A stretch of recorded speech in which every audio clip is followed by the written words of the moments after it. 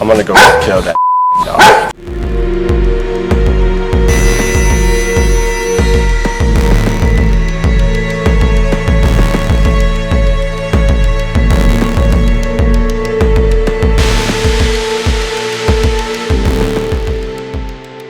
A chilling old video of Nick Reiner has resurfaced, and it's raising disturbing questions about Rob Reiner's son, long before tragedy struck his famous family.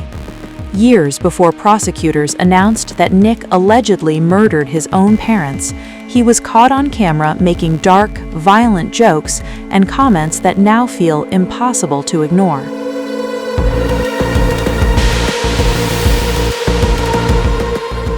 Nick Reiner was just 21 years old when his father, Hollywood legend Rob Reiner, personally walked him into the Family Guy production offices. Fresh out of rehab, Nick was struggling to rebuild his life, and Rob was desperately trying to give his troubled son a second chance. According to a former Family Guy production assistant, quoted by Daily Mail, Rob made a direct plea to the show's executive producer, explaining that his son was coming out of rehab and trying to get back on his feet. Nick was quietly given an internship, widely seen as a favor for Rob Reiner.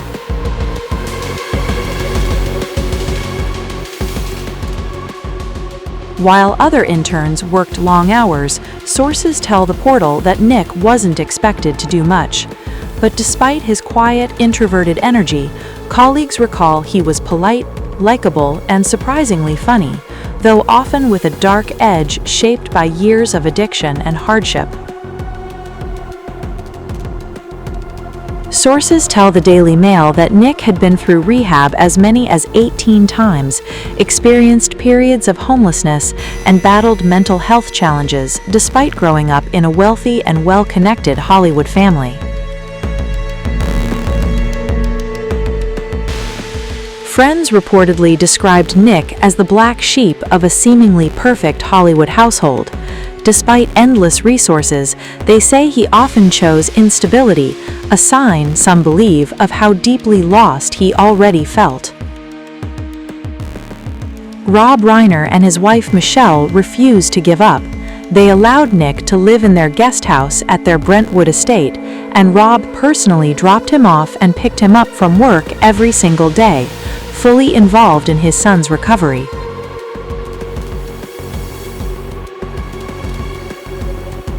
Encouraged by his father and co-workers, Nick turned to stand-up comedy, using humor as therapy. He joked openly about addiction, sobriety, and pain, trying to laugh his way toward healing. As per the report, one of Nick's most repeated jokes was brutally honest. "If you want to live forever, try being sober for a year. It feels like eternity." That line would later appear in the 2016 film Being Charlie, a deeply personal project made by Rob and Nick together. But alongside the jokes, there were troubling signs. In a resurfaced YouTube video from 2016, Nick is seen making disturbing comments, joking about violence, threatening to kill a barking dog, and appearing to reference drug use on camera. In a YouTube skit obtained by the Daily Mail, Nick Reiner uses dark and erratic humor, joking that he works out like ISIS fighters, making conflicting remarks about Donald Trump, and responding to a barking dog by saying, "I'm going to kill that dog." At the time, many brushed it off as edgy humor, but today, those moments are being re-examined through a far darker lens. Nick's comedy career never took off. As he entered his 30s, he was still living at home, and sources say his mental health continued to decline, leaving Rob and Michele emotionally exhausted and increasingly worried. On the night before their deaths, Rob Reiner and Michele Reiner brought Nick with them to Conan O'Brien's holiday party, reportedly to keep an eye on him. Witnesses say Nick argued loudly with his father and got into a tense confrontation with actor and comedian Bill Hader. Hours later, prosecutors allege the unthinkable happened.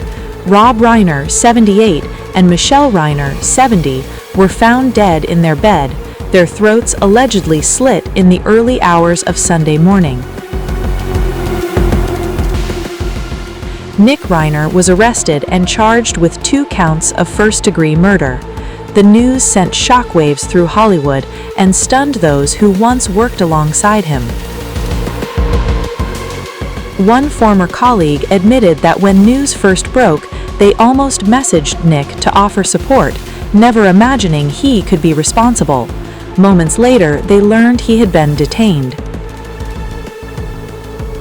As investigators piece together what went wrong, haunting questions remain.